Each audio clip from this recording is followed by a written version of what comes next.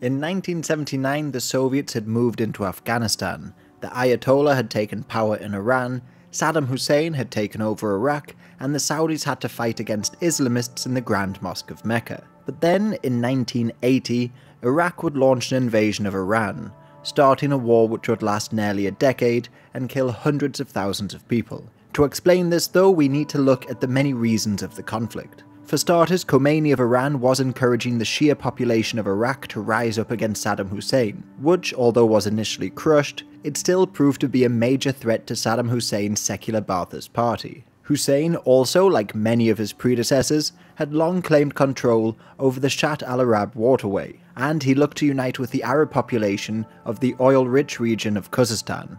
If he could take this, he would also become a major leader in the Arab world. At this point in time, Sadat of Egypt had already made peace with Israel, and no clear Arab leader emerged afterwards. So this could have cemented Iraq as the centre of Arab unification. Gaddafi of Libya was also making similar moves, albeit without success. For instance, in January 1980 he funded Tunisian rebels to take over the city of Gafsa, but the population didn't join them and they were driven out. This largely drove a wedge between Tunisia and Libya and ended any real hope of unification, or at least peaceful unification, between the two North African countries. Saddam Hussein, though, had been making better preparations. In 1975, border clashes over the Shatt al-Arab waterway ended in an Iranian victory and the Algiers Agreement. This was signed by Hussein's predecessor and was considered a humiliation. In short, it was agreed that the Shah would stop supporting Kurdish separatists if the Iraqis would relinquish their claims on Iranian lands. But now the countries had new rulers, and Saddam sought to reverse this. He purchased tanks and planes from the Soviets and the French and prepared his army, which had around 250,000 men. On top of that, he'd also been working on Project 922, a chemical weapons factory. Through this, he would be able to manufacture mustard gas, sarin, and many other weapons that would be used in the war. On the other hand, when the Shah was in power, Iran had one of the most powerful armies in the world. Now, with Khomeini in charge, it had fallen apart thanks to infighting, planned coups, purges, and more. Sanctions and embargoes also stopped the country from receiving many weapons. Hussein, therefore sensing an opportunity, launched a full-scale invasion in September 1980. His army advanced along a huge front, but the Arabs of Khuzestan didn't rise up to support them, and they weren't able to knock out Iran's air force, despite having the element of surprise on their side. Almost immediately then, the Iranians launched Operation Command 99, sending a couple hundred planes to knock out Iraq's air force and many of their oil refineries, giving them air superiority and slowing down the Iraqis' advance. The first great battle came at Khorramshahr, where the Iranians fielded an army of poorly armed volunteers to hold back Iraq. The Iraqis would succeed, but through poor planning, they lost a number of tanks and many men in the process. Saddam's men then laid siege to Abadan, but without air or naval supremacy, they couldn't stop the Iranians resupplying the city. So they dug in and waited, for nearly a year outside. Both sides in their trenches used chemical weapons and human wave attacks to try and break the deadlock, but all with no success. As Iraq had now lost momentum, Khomeini had time to rebuild his forces. However, in Tehran, President Bani Sadr was desperately trying to cling on to power, so he ordered a huge assault in early 1981. The following Battle of Desful just ended in failure, and both sides again lost a lot of men and equipment. The Iranians, though, did have some success in breaking the siege of Abadan, and they reclaimed Bostan in late 81, and in 82 they recaptured Khorramshahr. Iran then found an ally in Assad of Syria, who agreed to close off the Kirkuk-Banias pipeline. This meant Iraq was surrounded with no clear way to export oil, and were close to economic collapse. So other nations came to their aid. For instance, the new ruler of Kuwait, Jabbar al-Ahmad al-Sabah. Despite the fact Iraq had continued to challenge his rule, he was determined to keep the Iranian Revolution far from his borders. He was joined by the new ruler of Saudi Arabia, King Fahd, and many of the Gulf states in giving loans to Iraq. Also, the Americans and her NATO allies supported Saddam Hussein early on. After all, Reagan had just managed to get the American hostages released from Tehran, and Khomeini made it clear he would be no ally of the West. The Soviets, on the other hand, maintained strict neutrality, unwilling to take a side in what was essentially a war between two potential allies. In 1982 though, they began to switch more towards Iraq as well. This was because Khomeini was cracking down on the Communist Tudeh party in Iran, and there was a growing risk of the Islamic Republic being a volatile neighbour, potentially even funding rebels in Afghanistan to fight against the Soviets, or maybe even starting rebellions within the Soviet Union itself. Iran though was able to gain the support of Assad and also Gaddafi, who was competing with Hussein to become the head of the Arab world. But Iran's chief ally was China. They were willing to look beyond ideological differences and see Khomeini as a great counterweight to Soviet dominance in the region. Also, given Iraq had previously funded Baluchi rebels, the Pakistanis were willing to aid the Iranians against them. Khomeini was actually offered peace in this time, but he responded by saying he wouldn't stop until Iraq was also an Islamic Republic. To do this, he formed a unit of Shia Iraqis known as the Badr Brigades. Their leader was a Shia cleric named Muhammad Baqir al-Hakim, who we could expect would have been the new ruler of Iraq if Iran won. However, the decision to actually invade Iraq was made by theologians and not military men, and it was poorly planned. With an army which included thousands of child soldiers, the Iranians launched Operation Ramadan, aiming to take the city of Basra, but this ended in disaster. Meanwhile, the Israelis were happy to see the conflict continue, as it would weaken two of their enemies. And they also began to make direct moves against the Iraqi nuclear capabilities as part of Operation Opera. The Iraqis had purchased a nuclear reactor from France a few years earlier, and the Iranians had even targeted it during Operation Scorched Sword. This, however, caused minimal damage, but some have claimed that Iran and Israel actually worked together during these operations. Mossad, though, had already assassinated nuclear scientists, some of which were actually Egyptians that had moved to Iraq after their own program ended after the Six-Day War. Israel also tried to stop France from aiding such a program, and when this failed, Begin decided to carry out a strike on the reactor. Israeli planes then flew over Jordanian and Saudi airspace unchallenged, and then all but destroyed it. But it should also be said that Israel was working to develop their own nuclear weapons at this time. Many in the world, including the Americans, condemned this, so the Israelis had to do it in secrecy, and fortunately for them, they found an ally in South Africa, who were also isolated from the world at this point. In 1979, the two nations could well have even conducted a joint test near Prince Edward Islands. However, the Vila incident, has never truly been confirmed. The Iraqis, on the other hand, never really had the capacity to develop the bomb themselves. As The Atlantic reported, the Osirak reactor that was bombed by Israel in June 1981 was explicitly designed by the French engineer Yves Girard to be unsuitable for making bombs. Begin, though, defended himself, saying, "If we stood by idly 2-3 years, at the most 4 years, and Saddam Hussein would have produced his 3, 4, 5 bombs, then this country and this people would have been lost after the Holocaust." These preventative strikes were the focus of the Begin Doctrine, which is still sort of the policy of Israel today. Otherwise, over in Egypt at this point, they were at peace with Israel, thanks to a peace treaty signed by Sadat. This, however, had not only undermined Sadat as a leader, but also secular leadership as a whole. These secular leaders had lost a number of wars to the Israelis, they failed to unite the Arab world, and generally were still dependent on either the West or the Soviets for assistance. The Iranians, though, had broken free and formed an Islamic Republic for the Shia Muslims, and this helped inspire Islamism to grow in Egypt as well. The country had already been the home of the Muslim Brotherhood and Sayyid Qutb, who inspired the likes of Khomeini and bin Laden. But now new groups were being created, like the Assembly of Islam and the Egyptian Islamic Jihad. Sadat had previously been content with these Islamist groups operating in his country, because they were sort of acting as a counter against any communist threat. But since 1979, it became clear that these Islamist groups were growing far too large.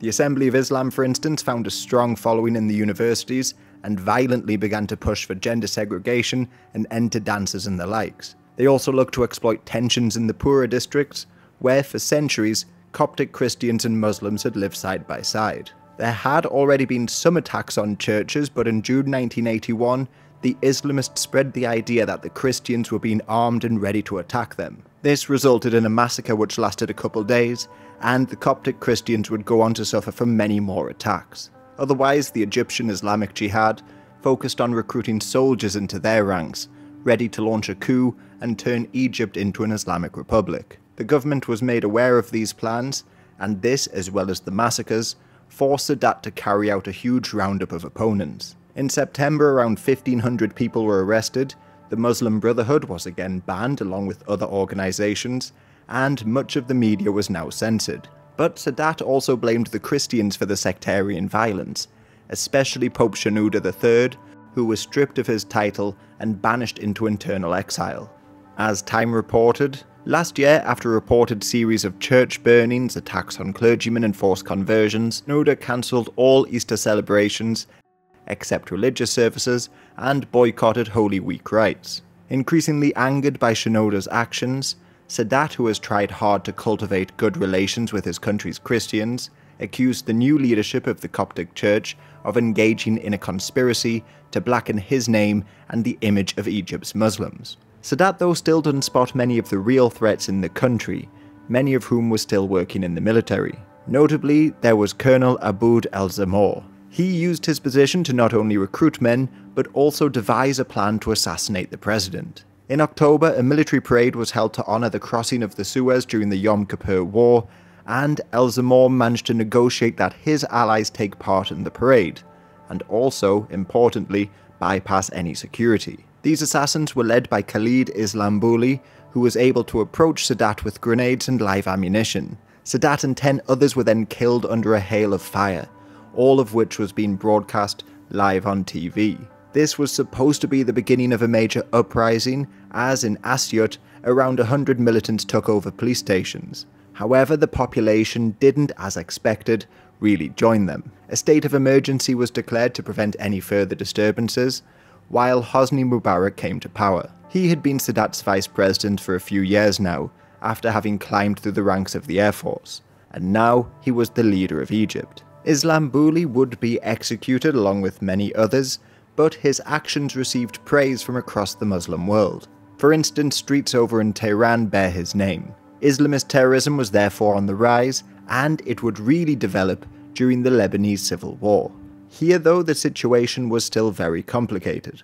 For instance, in 1980, the Christian forces were still divided into different militias. Two of the most dominant were Bashir Gemayel and his Phalangist, and Camille Chamoun and his Tiger militia. However, Gemayel made a play for power, which has been called the Day of the Long Knives. He sent his forces to attack the Tiger militia, killing over 80 people. The remaining Christian forces were then brought under his control, but still, this didn't simplify the situation. The UN occupied the south alongside some Christian militias, the Syrian troops were in the east, Saudis and other Arabs tried to maintain the peace around Beirut, the Palestinians and their Muslim allies were stuck between all the forces, and then there were even growing Shia militias as well. These Shia militias, like Al-Dawa, were receiving some support from the Iranians now, and in the early 80s, they would grow more violent. For instance, they filled a car with explosives and drove it into the Iraqi embassy in Beirut. This is probably the first instance of modern suicide bombing, and it would of course become the new tactic of terrorists from here on out. Straight away, more Shias would do the same to the US embassy and then a barracks. The groups that carried out these later attacks was Hezbollah, which I'll get onto in a bit, as they were formed as a response to Israel's invasion. Otherwise, the country was still technically ruled by Elias Sarkis and the forces loyal to him. But even with the UN's help, he could do little to keep the peace. In fact, UN soldiers were even killed in 1981. Sarkis had continued to try and work with the Syrians and try to come to an agreement where the Lebanese forces would occupy the south instead of the UN. But the Christian militias there, led by Haddad, refused to accept this. Haddad's southern forces had also continued to work with the Israelis, who in turn were allied with the Phalangists in Beirut. All of them together were trying to crush the PLO and contain the Syrians. Violence began to break out across the country, particularly between the Phalangists and the Syrians, who were supposed to be there to maintain the peace. The Syrian troops attacked the Phalangists in their mountain base of Zala. However, during the attack, the Israelis stepped in and shot down Syrian helicopters. The Israelis also began to launch more raids and strikes into Lebanese territories, hitting PLO bases. The Americans again condemned the Israelis and even put an embargo on them for a while. The Palestinians would respond to this by assassinating an Israeli ambassador over in London. This, however, failed, and it just gave the Israelis a reason to launch an operation into Lebanon itself. It began in June '82, and within a few days, Israeli troops were able to lay siege to the capital. Yasser Arafat was still inside the city leading the PLO, but he could do nothing to fight back. The UN tried to call for peace, demanding that Israel end their siege in exchange for the PLO evacuating the city. But Reagan vetoed this, seeing that it would just allow Arafat to remain a threat. So the siege dragged on for weeks until finally a solution was found. The Americans agreed to send a force into Lebanon to keep the peace, alongside the French, Italians, and a small contingency of Brits. They arrived in August '82 and oversaw the complete withdrawal of the PLO from Lebanon. Arafat himself was taken under guard to Tunisia, while thousands of others were forced to find a new home in another Arab nation. However, the Western powers left shortly afterwards, leaving behind a vacuum. This also came just as Sarkis's term was coming to an end.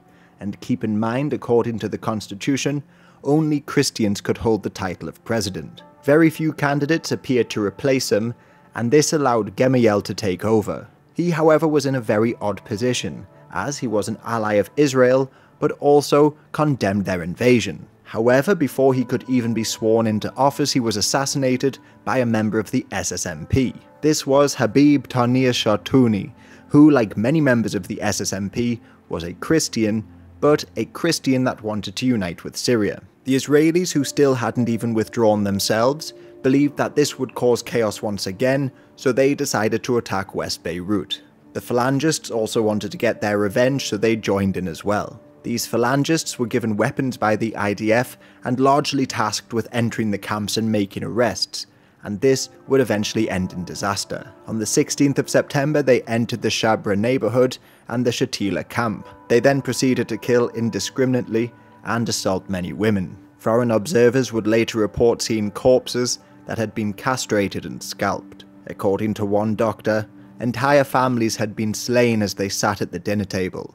Others were found dead in their nightclothes, apparently surprised by the militiamen who burst in on them Thursday evening. Some people were found with their throats slit, others had been mutilated with some kind of heavy blade, perhaps axes. The Israeli commander, Ariel Sharon, was made aware of the massacre and allegedly said, "You are not going to save these groups of the international terrorism. If you don't want the Lebanese to kill them, we will kill them." He would be forced to stand down as defense minister after a report blamed him for the massacre, but he would remain in politics and soon be the leader of Israel. This massacre was also so bad that Yasser Arafat requested that the Western powers come back to Lebanon. This was echoed by the new president of Lebanon, Amin Gemayel, the brother of Bashir. Even though it was his troops that took part in the massacre, he still needed Western help to rebuild his army and pacify the regions. American aid and instructors quickly arrived, but the president used his new force just to move back into West Beirut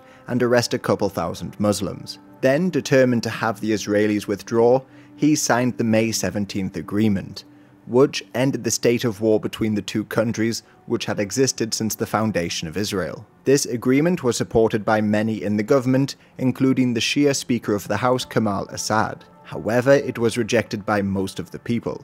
The Speaker of the House would be forced to resign and was replaced by Hussein el-Husseini, who would later play a crucial role in ending the war. However, the Israeli withdrawal would take a couple of years, and they never really pulled out of South Lebanon for a lot longer. But as soon as they pulled out of the center, around the Chuf district, trouble began. This mountainous land has been shared by the Druze and Christians for centuries, usually quite peacefully. However, now they were largely on opposing sides of the civil war, and as soon as the Israelis left, they began to clash with one another. The Mountain War, began in September 1983, and initially it seemed like the Druze would actually be victorious, as they had Syrian assistance. And just to stress how complicated this war was, The Druze also had support from the Christian SSMP, the Communist Party, which was mainly made up of Shia and Christians.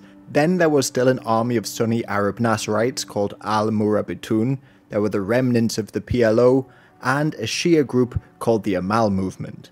These were all united in opposing the Christian government troops. As they began to win though, the Americans stepped in to help the Christians, which was a controversial decision because they were supposed to be neutral. Reagan though ordered the Navy to shell opposition forces, and late in '83, this actually resulted in some direct clashes between the Syrians and the Americans. Now, the Americans were seen to be the same as Israel or even Syria, a foreign country trying to influence or invade the country. It was after this attack that terrorist attacks then spiked. Americans were murdered in Beirut, their embassy was bombed, and later, in 1985, a plane would be hijacked. The group behind most of these was Hezbollah, a new force in the country. However, not a lot is actually agreed upon on how they were formed. The Shia people of Lebanon had largely been pushed to one side almost, and were on average the poorest in the country. They had up until this point mainly joined the communists or other organisations like the PLO, but in the midst of the civil war, this began to change. When Israel invaded, they forced hundreds of thousands of people to become internal refugees, and in this chaos, it seems that the Iranians found an opportunity. Khomeini then sent some of his best troops to unite the various Shia groups. Like there was the Amal movement, for instance, which was Shia, but it was founded by Musa al-Sadr and a Christian archbishop, Gregory Haddad. So at first this was more like a social activist group. Well, now some of their members were drawn in by the Iranians, and they formed the basis of Hezbollah officially in 1985. However, they probably existed for a couple years by that point. Among the founders of Hezbollah was Abbas al-Musawi, who coordinated many of the bombing campaigns. Like in October 1983, 241 US Marines were killed when a truck full of explosives crashed into their barracks. That same year, embassies were struck in Beirut and also Kuwait. The Kuwaitis arrested many members of Hezbollah and said that this was the first concentrated Iranian operation to export the revolution and destabilize the Persian Gulf after Iran failed to infiltrate the Iraqi front. This, however, isn't exactly true though, because there had been an earlier attempt over in Bahrain. This island was still being ruled by Isa bin Salman, who was Sunni, but the majority of the people was Shia. Iran had long claimed the island, which they actually did control back in the days of the Safavids, while strategically, if they did gain an ally there, they would be able to take control over the Gulf. Well, in 1981, a strange coup almost made this a reality. The Islamic Front for the Liberation of Bahrain planned on making an Iraqi cleric, Hadi al-Modarresi, the new Ayatollah of a theocratic state. It's widely believed that they were trained in Iran and received their funding from Khomeini. However, they only had around 70 people, and it was discovered before it could even begin. Iran, though, was now clearly making moves to export their revolution. It therefore makes complete sense that they'd strike Kuwait as well. Iraq relied on Kuwait to export oil, so destabilizing the country would also bring them victory in the war. There were a number of attacks in the 80s striking at cafes and the likes. Again, this seems to be Hezbollah or some other Iranian-backed group. However, others like the Abu Nidal organization also claimed responsibility. This was a secular Palestinian group that had been kicked out by the PLO. Initially, they were backed by Iraq and then by Syria in the 1980s. They had been responsible for a number of hijackings and attacks across the world. Like they struck synagogues in Vienna in 81, Brussels and Rome 82, and then in Istanbul in 86. Abu Nidal is said to have arranged attacks in over 20 countries, targeting diplomats, civilians and opposition leaders. In total, they may have killed over 1,000 people. They will soon launch larger attacks in Europe, and soon that would lead to the Americans bombing Libya, so keep the name of Abu Nidal in mind. Back in Lebanon, meanwhile, Hezbollah was beginning to bring in strict Islamic laws and police the areas they controlled. The Syrians allowed all of this to happen because they were drawing closer to the Iranians themselves. They of course both like Saddam Hussein, but also Assad was an Alawite, which technically is a branch of Shia Islam, although this can be disputed. Assad would also play a major role in bringing together the Shia groups, along with the Sunni, the Druze, the SSMP and others in early 1984. He invited the leaders to Damascus, and there they planned the February 6th Intifada. This was a huge coordinated uprising in West Beirut which routed the Lebanese army. The Americans were now at a loss. Their ally had been defeated, and if they were going to try and retake the city, for them this would be essentially a full-scale invasion. Instead, they just decided to leave Lebanon completely. Gemayel now had a depleted army and no allies, so to appease some of the opposition, he decided to cancel the peace treaty with Israel. Yet, fortunately for him, his opponents would become embroiled in their own conflict, known as the War of the Camps. Yasser Arafat had returned to Lebanon with many of his PLO fighters, and this was seen to be a threat to the Syrians. Plus, his arrival split up the groups once again. The Druze under Walid Jumblat joined him, and so too did the Kurds, some communists, and the Naserites. They were now fighting against a coalition loyal to Assad, which included the Shia Amal, the SSMP, some other communists,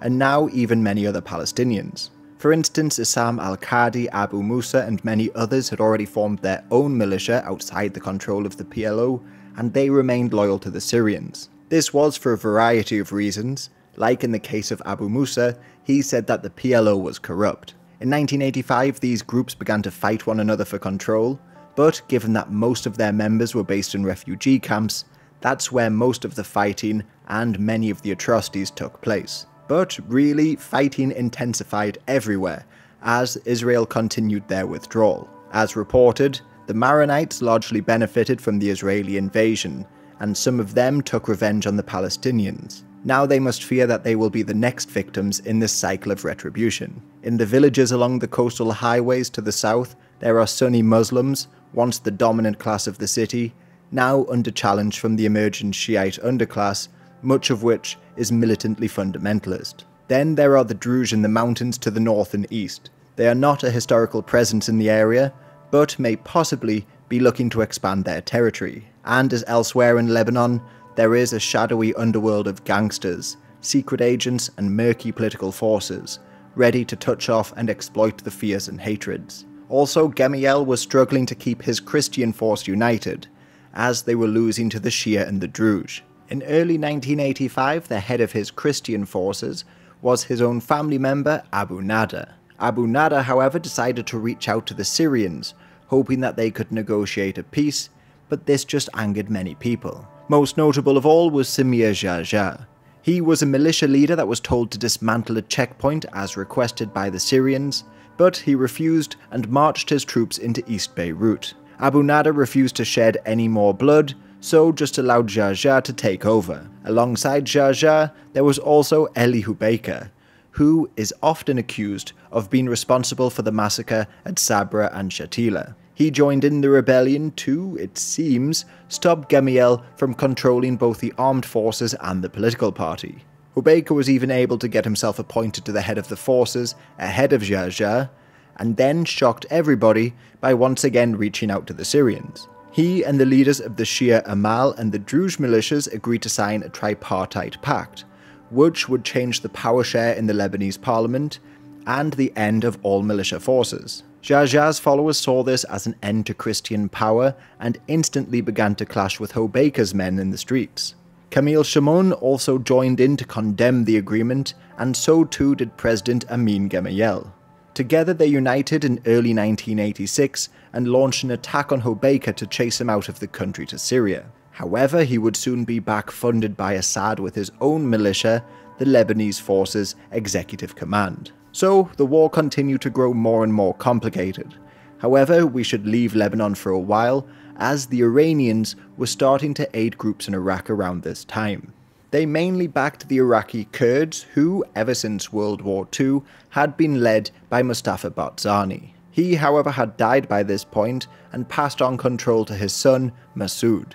Massoud led the Kurdish Democratic Party in exile in Iran, and now he looked to exploit the chaos caused by the war. But to make things even more complicated once again, even though Barzani's KDP was somewhat aligned to Khomeini, the Iranians had spent years crushing the KDPI, or the Kurdish Democratic Party of Iran. Then the Kurds of Iraq were also divided as well, as the PUK, led by Jalal Talabani, had broke off a few years ago. As a more socialist group, they refused to unite with Khomeini, and remained somewhat closer to secular states like Syria. Nevertheless, Barzani launched his guerrilla war in 1983, striking at the Iraqis from their mountain bases. However, all of this would eventually end in what some have called a genocide. Across the border, the Kurds of Syria were also once again suffering. In 1986, they planned to celebrate the festival of Nowruz in Damascus, despite the fact that many displays of their culture were already banned.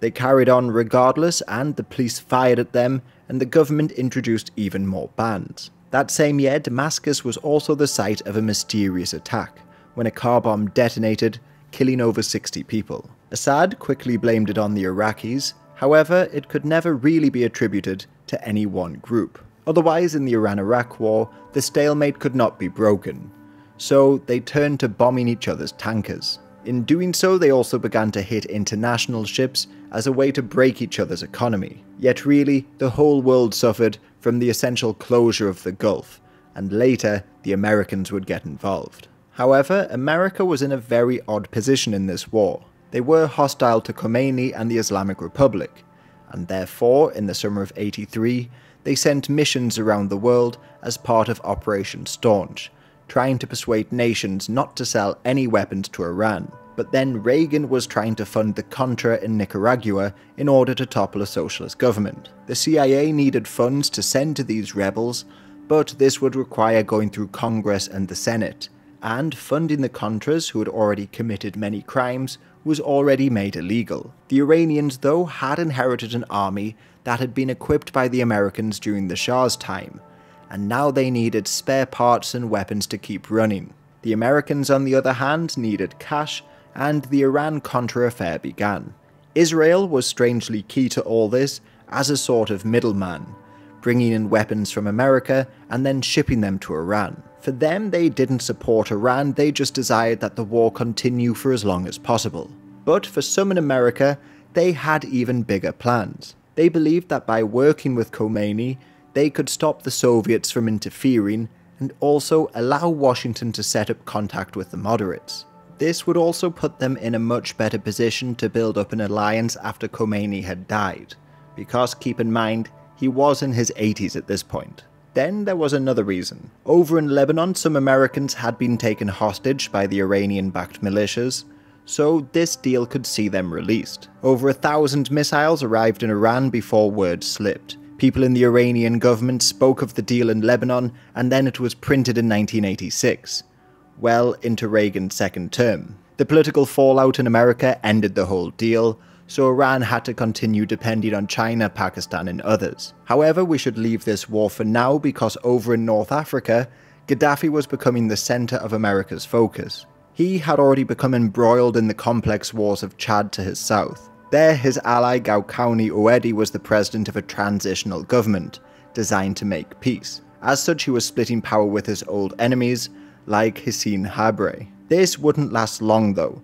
and in 1980 fighting broke out once again. Habré quickly took over the capital and much of the south, while Ouedi turned to Gaddafi for help. Libyan troops crossed the border, forced Habré to flee, and reinstalled Ouedi. Now, Ouedi was firmly under Gaddafi's influence, and the two leaders announced that they would merge their countries together. This meant Gaddafi had tried to unite with Sudan, Egypt, Syria, Tunisia, Chad, and more. However, Habré would return in 1982 and retake the capital. Again, Gaddafi would send troops south, but before he could go too far, the French got involved. Mitterrand stated the goals of Operation Mantra pretty clearly: to prevent Libyan forces, Libyan influence from coming into contact with the enormous black African continent where France exerts influence, and where it has responsibilities to help maintain security. 3,000 French troops landed in Chad to aid Habré and push north,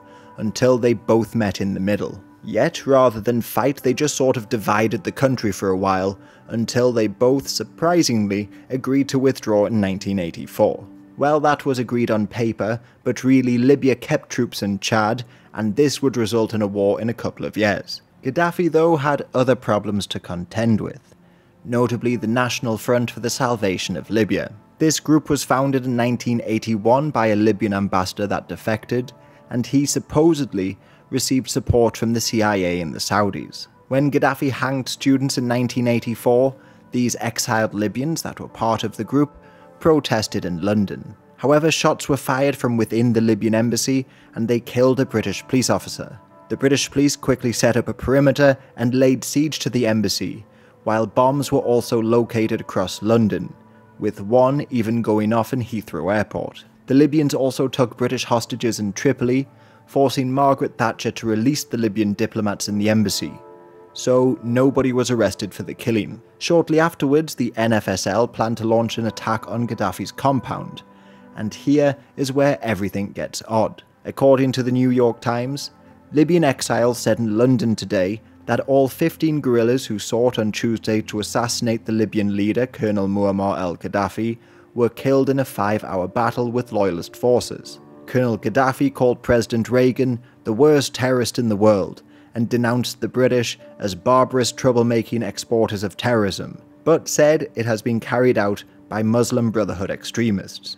The attack therefore could have been either group or a completely different one. The NFSL then supposedly went off to Chad afterwards to prepare for another attack, while in Europe more opposition groups appeared. Al-Burhan, for example, claimed responsibility for attacking Gaddafi's associates in Italy, Athens and the likes. But Gaddafi himself was also involved with sponsoring terrorism in Europe. Groups like Abu Nudal, who I mentioned before, would receive his backing, and they would launch huge attacks across the region in 1985. But to understand that, we need to look at Operation Wooden Leg, which took place in Tunisia, the new home of the PLO. Ever since they'd been kicked out of Lebanon, Arafat had been scheming to launch a huge seaborne attack back across the Mediterranean. They actually set off in April 1985, hoping to take Israeli hostages, but they were quickly stopped by Israeli ships. There would be other attacks across the Mediterranean though, like the Larnaca yacht killings in Cyprus. Here, 3 Israelis were killed by the PLO, but one of the killers was an Englishman. He was sometimes reported as a fascist football fan, or possibly just a pro-Palestinian that had even been fighting in Lebanon. The Israelis wanted revenge for this attack though. They flew across the Mediterranean, avoiding detection, and hit the PLO base in Tunisia. They killed a few dozen people, however Arafat wasn't there at the time, and he would soon travel back to Lebanon to fight in the War of the Camps. Bourguiba of Tunisia claimed that America aided Israel, and this harmed relations between the two countries, while the Tunisian people were outraged. Anti-Semitic attacks spread across the country, especially against the ancient Jewish community of the island of Jerba.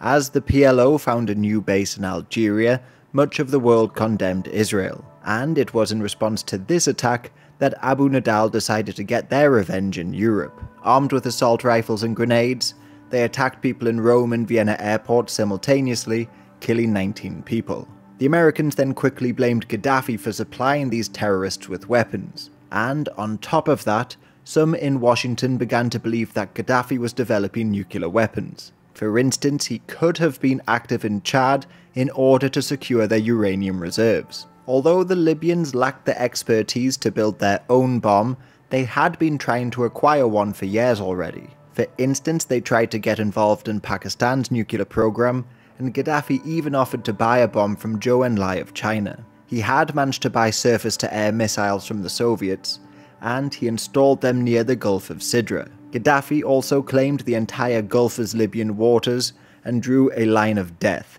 threatening to shoot any ship that came beyond it. The American Navy, however, challenged this breach of international law, and in 1986, they crossed the line and were fired upon. Shortly afterwards, a bar in West Berlin was bombed. This was a popular spot for American troops, so again the Americans saw this as a Libyan plan and decided to get their revenge. In mid-April, they flew over Libya, while the Libyan soldiers, either through fear or incompetence, didn't fire their anti-aircraft guns initially. The Americans were therefore free to hit airports, barracks, and then quickly move out. As Reagan said, "Today we have done what we had to do. If necessary, we shall do it again." Gaddafi though claimed victory regardless, and declared there would be no peace with America as long as Reagan was in power. He then decided to fund even more terrorist groups around the world. Like in America, he found an ally among the Chicago street gangs. Members of the almighty Black Pea Stone Nation which was an Islamic black nationalist group, were arrested for working on Gaddafi's plans to blow up planes and government buildings. Gaddafi also came up with other odd plans, like radicalizing the Maoris of New Zealand.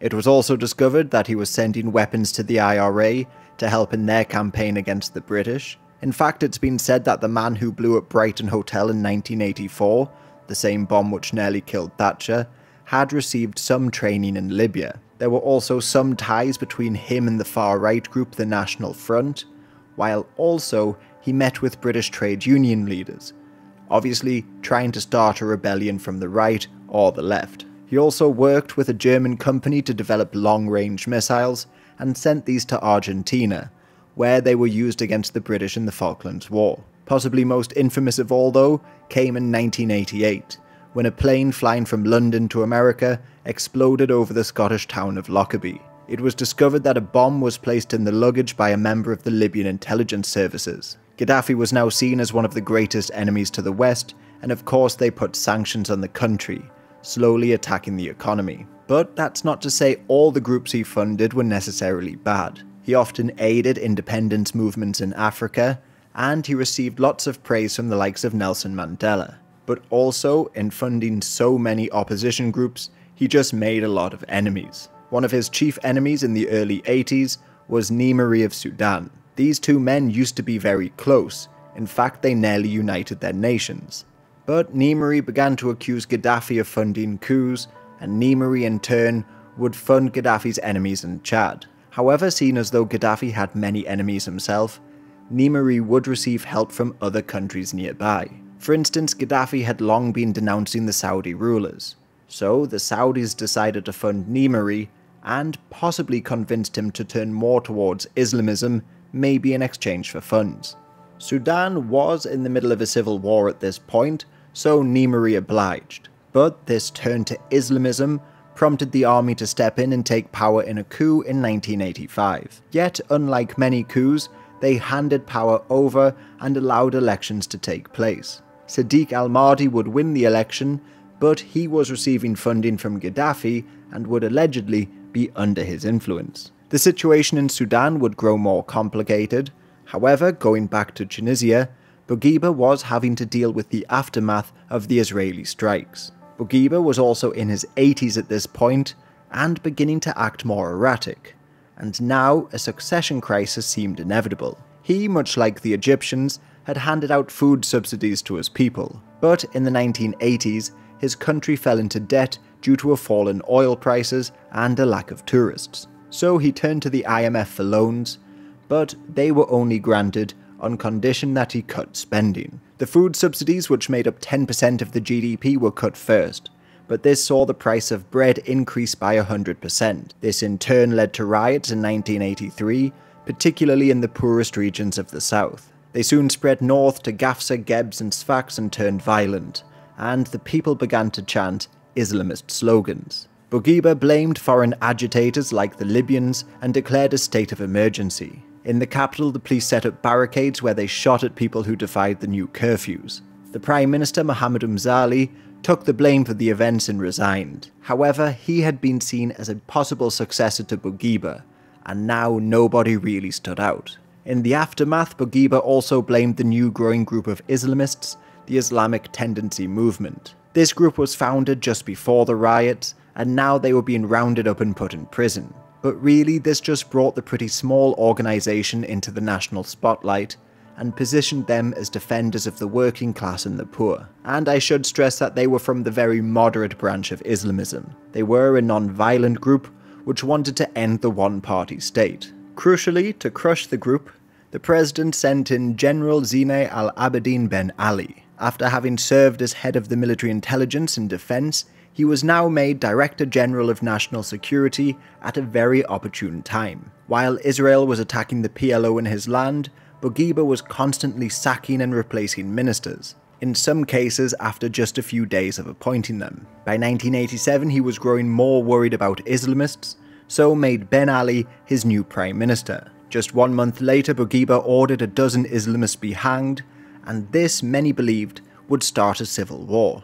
And this is when one of the strangest coups took place. While Bourguiba slept, doctors were brought in and declared that he was no longer fit to rule, and thus Ben Ali took over. This was a move welcomed by many at first, but Ben Ali would soon begin making his allies in the military his new ministers. This would essentially turn Tunisia into a military dictatorship. However, there may be more elements to this coup than first appear. For example, it seems that Ben Ali had been made aware of another coup planned for the next day. This would have been led by the National Salvation Group, a collection of officers with possibly connections to the Islamists. And then there's the strange Italian connection. The Italian Prime Minister at this time was the socialist Bettino Craxi. He would later be forced to resign due to corruption, but he would use a lot of this stolen money, allegedly, to support left-wing groups in Latin American countries and even the PLO. He was also supposedly made aware of America's plans to bomb Libya and informed Gaddafi.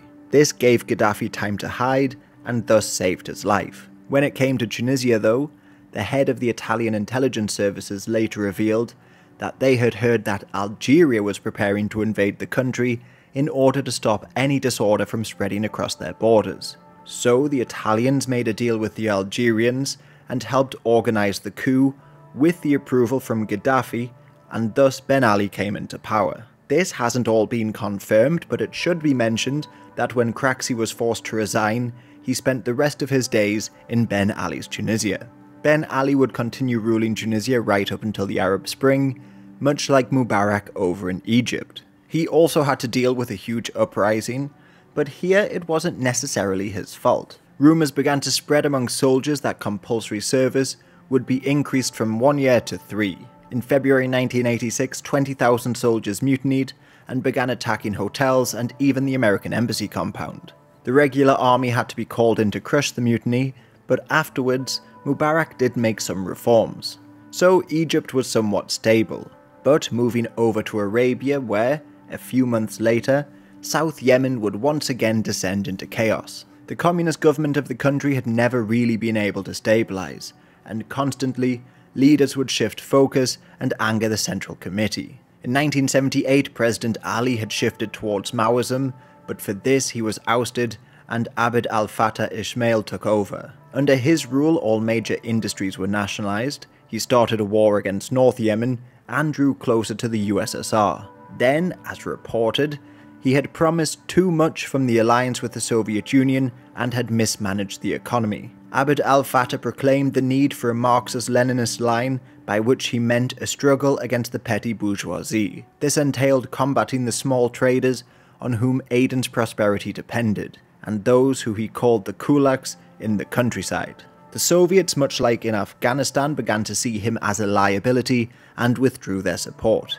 Ismail, sensing a coup was inevitable, fled to Russia citing health reasons, allowing Ali Nasir Mohammed to come to power. He was more moderate than his predecessors, and he tried to balance policies to keep the socialists and the traditional tribes content. However, around 1985, the hardline communists welcomed Ismail back to Aden and proclaimed him the leader of the Yemeni Socialist Party. After a tense meeting, it was decided that Ali Nasser would continue to rule as president, and Ismail would take the Politburo. But now this effectively meant that nobody ruled the country. This all changed in January 1986 when Ali Mohammed sent gunmen into the Politburo to kill his opponents. As many people there had their own bodyguards, a gunfight broke out, and as the New York Times reported, more came in from the side room with AK-47s and began firing at us, said Mr. Bede, one of the 3 Politburo members to make it out of the meeting alive. Thus began what both independent sources and the new Marxist leadership here described as an attempt at a gangland-style massacre by President Ali Nasser Mohammed al-Hassani of his rivals in the 15-member Politburo. Ismail survived the fighting and escaped, however he then mysteriously disappeared and nobody knows what happened to him. Fighting also broke out in the streets and continued for 12 days. Thousands of people would die while naval officers loyal to Mohammed even shelled the city. In the end though, Mohammed and his moderates were defeated and forced to flee, alongside 60,000 of their supporters. Ali Salam al-Bede, one of the only survivors of the Politburo shootout, was made the new head of Ismail's faction and thus the new leader of South Yemen. Now though, South Yemen was bankrupt and in a chaotic state. Bede therefore would work with Salah of North Yemen towards uniting the country just 4 years later. Otherwise, the Arabian Peninsula remained somewhat stable, with leaders who would rule throughout the 90s and very often beyond. There was only one real push for change, and that was in Sharjah in the UAE. Their Sultan bin Mohammed al-Qassim had only come to power after his brother was killed in a failed coup in 1972. Now, 15 years later, another brother named Abdulaziz was ready to oust him. There were some legitimate reasons for this. For instance, Sultan had borrowed heavily to invest in Sharjah, believing that the oil prices of the early 80s would remain high. However, the new oil glut lowered prices closer to the pre-crisis levels. There was also the remaining issue that Abdulaziz was older than Sultan and had been passed over in 1972, so this seemed like something that had been planned for a long time. In June 1987, when Sultan was in London, Abdulaziz moved men into the palace and informed the world that he'd been deposed. Abdulaziz also took over the airport and closed down news stations, but really, he only had a few hundred men. The other sheikhs of the UAE also regarded this coup as possibly the beginning of further chaos, so they united to bring Sultan back into power. As described, the emir's court in Sharjah, surrounded by battle-ready soldiers in trenches and jeep-mounted guns, with helicopters buzzing overhead, snipers on the roof and sandbags on its marble balconies. For 4 days, Sheikh Abdulaziz Mohammed al-Qasimi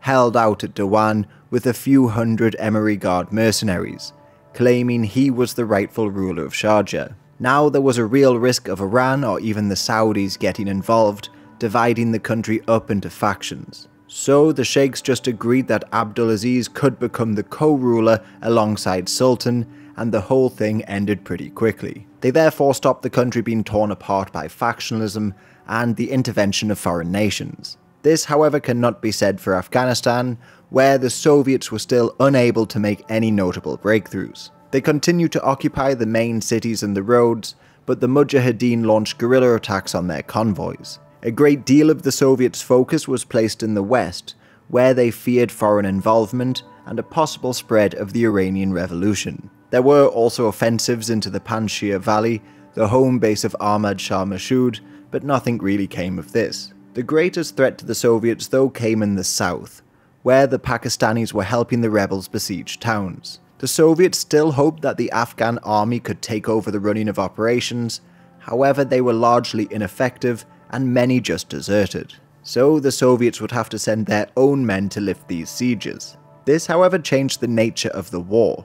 The Afghan secret police, the KHAD, had long been infiltrating groups, spreading false information, bribing tribal leaders and causing infighting. But this was slow-moving and the Soviets wanted to end the war quickly, especially as now Brezhnev had died and his successors Andropov and Gorbachev had inherited this conflict. To limit the loss of their own men, tens of thousands of soldiers were brought in from Cuba, Bulgaria and the likes. Then bombing campaigns struck villages, forcing people to flee, and supposedly they'd stop harboring potential fighters. Soviet troops would then move into these villages, and many that they came across were often tortured. One survivor at the time claimed, they hung one 2 or 3 week old baby boy in a tree, bayoneted him, and made the parents watch while they burned him. When the baby was dead, they shot the parents. There are numerous examples like this in massacres carried out across the country, in towns like Kunduz, Lagman, Kulchabat, Balchakars and more. As one human rights report summarized, just about every conceivable human rights violation is occurring in Afghanistan, and on an enormous scale. The crimes of indiscriminate warfare are combined with the worst excesses of unbridled state-sanctioned violence against civilians. All of this would lead to the deaths of 1 million Afghans and the exodus of over 5 million. Even these numbers, which are on the lower end, would mean up to 1/3 of the country would either be killed or displaced during Soviet occupation.